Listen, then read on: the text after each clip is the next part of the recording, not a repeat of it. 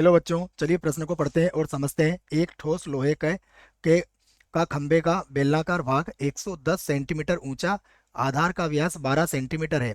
इसके ऊपरी हिस्से पर 9 सेंटीमीटर ऊंचाई का एक शंकु अध्यारोपित है। यदि 1 घन सेंटीमीटर लोहे का द्रव्यमान 8 ग्राम हो तो खंभे का द्रव्यमान ज्ञात कीजिए। तो हमें यहाँ पर खंभे का द्रव्यमान ज्ञात करना है। प्रश्न को हल करने से पहले हम प्रश्न के लिए मुख्य अवधारणा लिख लेते हैं। मुख्य अवधारणा। मुख्य अवधारणा में हम प्रश्न से संबंधित कुछ सूत्रों को यहाँ पर लिखने वाले हैं, जिसमें दो सूत्र अनिवार्य रूप से हम लिखेंगे। सबसे पहले तो हमें याद होना चाहिए बेलन का आयतन। बेलन का आयतन। आयतन। बेलन का आयतन होता है पाई आर स्क्वायर एच, जो आपको याद रखना है। उसके बाद देखिए हमने ऊपर क्या किया है, एक शंकु अध्यारोपित किया है, तो शंकु का आयतन भी आपको याद होना चाहिए। तो शंकु का आयतन। शंकु का आयतन होता है 1/3।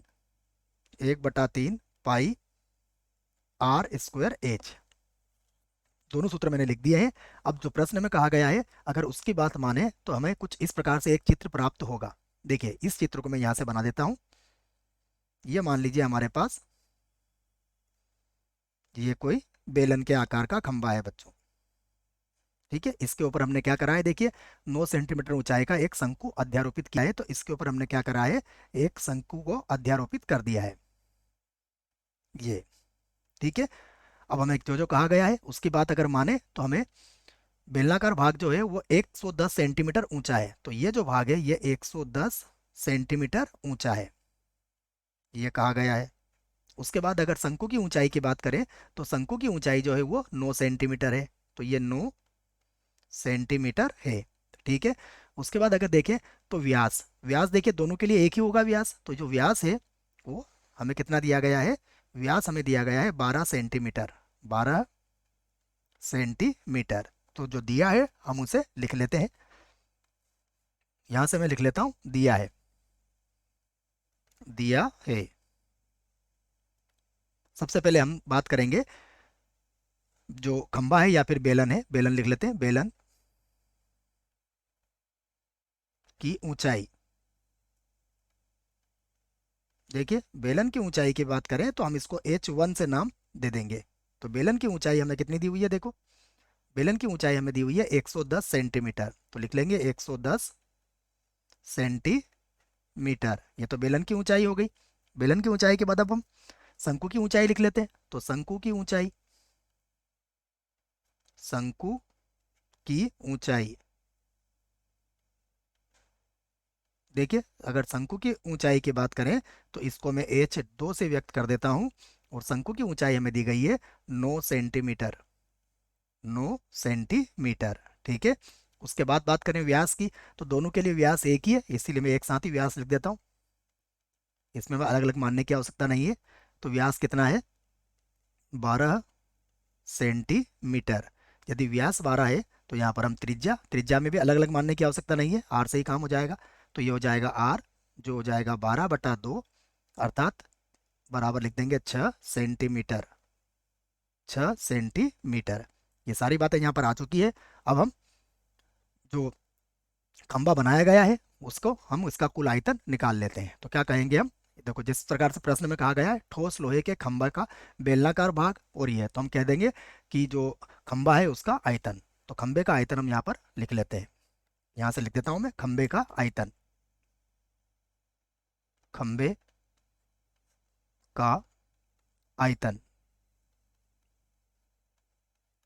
देखिए खंबे का आयतन क्या हो जाएगा, सबसे पहले तो हम बात करेंगे बेलन के आयतन की। बेलन का आयतन क्या होता है, पाई आर स्क्वायर एच। तो हमने इसको H1 नाम दिया है। और प्लस शंकु का आयतन कितना होता है, 1/3 पाई आर स्क्वायर एच। और एच को हमने H2 से व्यक्त किया है। इसको हल करें उसके पहले हम कुछ कॉमन ले लेते हैं। यहाँ से पाई आर का वर्ग कॉमन आ जाएगा।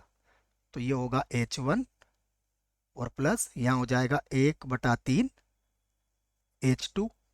अब इनके मान हम यहाँ पर रख सकते हैं। तो ये हो जाएगा पाई आर का वर्ग। आर का भी मान रख लेते हैं बच्चों। आर का भी मान जो हमें दिया गया है यहाँ पर आर का मान भी रख लेते हैं। जो जो मान है सभी मानों को हम यहाँ पर रख लेंगे। तो मैं देखता हूँ आर का मान कितना है, 6। तो 6 का वर्ग कितना हो जाएगा यहाँ पर, ये आ जाएगा 36। तो इसको तो लिख दिया हमने 36, ठीक है। अब H1 कितना है देखिए, H1 था 110, तो हम इसको लिख लेंगे 110 सेंटीमीटर, प्लस 1/3। H2 कितना है, H2 हमारे पास आया था 9, तो हम इसको 9 लिख लेंगे। तो ये हो जाएगा 9 और बटे में आ जाएगा 3। फिर से लिखेंगे इसको, तो ये हो जाएगा पाई गुणा में आ जाएगा 36, और 3 से 9 3 बार कट जाएगा, तो ये 114 हो जाएगा। तो ये हो जाएगा 110 और 113 हो जाएगा बच्चों, है ना भाई। 110 तो ये 3 से 3 बार कट गया, तो 113 हो गया ये हो गया 113। तो ये किस में आ जाएगा हमारा, घन इकाई में, घन सेंटीमीटर में। ये हो गया घन घन सेंटीमीटर। तो ये अभी हमारा उत्तर नहीं आया है। हमसे क्या पूछा गया है, हमसे पूछा गया है कि 1 घन सेंटीमीटर लोहे का द्रव्यमान 8 ग्राम है। तो इसी बात को आधार बनाएंगे हम। तो यहाँ पर लिखेंगे यदि यदि 1 घन सेंटीमीटर सेंटीमीटर लोहे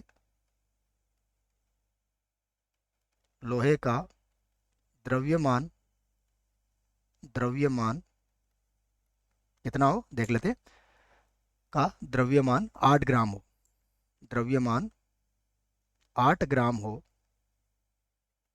8 ग्राम हो, तो खंबे का द्रव्यमान, दो खंबे का द्रव्यमान द्रव्यमान ठीक है। तो खंबे के द्रव्यमान के लिए क्या करेंगे हम इसको 8 से गुणा कर देंगे बच्चों, ठीक है। यहाँ कर लेता हूँ मैं इसको 8 से गुणा। तो ये हो जाएगा पाई गुणा में आ जाएगा 36, गुणा में आ जाएगा 113, और गुणा में कितना आ जाएगा 8। अब यहाँ पर मैं क्या करता हूँ, पाई का मान भी रख लेता हूँ।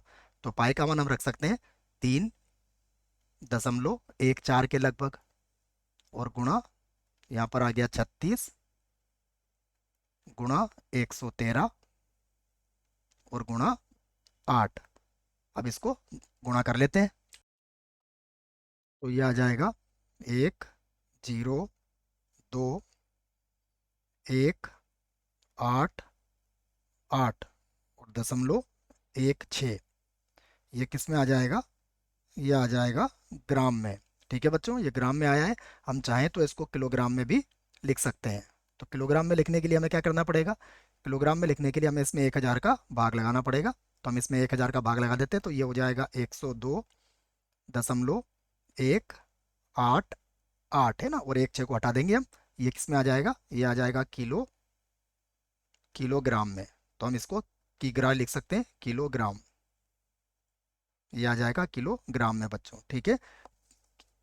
एक काम करते हैं, इसको इस प्रकार से लिख लेते हैं, एक बार और लिख लेते हैं, क्योंकि आप चाहें तो इसको किलोग्राम में दे सकते हैं और नहीं चाहें तो भी कोई समस्या नहीं है। मैं लिख देता हूँ फिर भी किलोग्राम, ठीक है। आशा करता हूँ बच्चों आपको इस प्रश्न का उत्तर समझ में आया होगा। धन्यवाद।